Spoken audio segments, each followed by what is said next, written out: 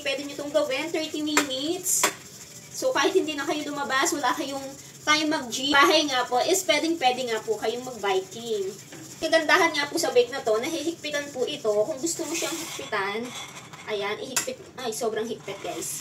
Ayan, nahihigpitan mo yung pagpa-jack niya. Depende sa gusto mo kung gaano kahigpit. And pwede mo rin siyang pabilisin. So, nakadepende sa iyo kung gusto mo talagang magpapawis ka agad, higpitan mo para hirap na hirap ka sa pagpa-jack. Yung talagang force na force ka sa pagpa-jack. Pero kung gusto mo lang ng mabilis, pwedeng-pwede rin. At ang kagandahan nito, napaka-affordable lang to compare sa mga mall. Kapag titingin ka nga sa mga mall, nasa 10K to 20K. Pero etong ginagamit ko na stationary bike or spinning bike or exercise bike na to, alam nyo po ba na 3,000 plus lang yung bili ko dito? O diba, napakasulit. Mga 2022 pa to sa amin. And hanggang ngayon, okay na okay pa rin siya guys. Gusto nyo rin ng ganitong stationary bike?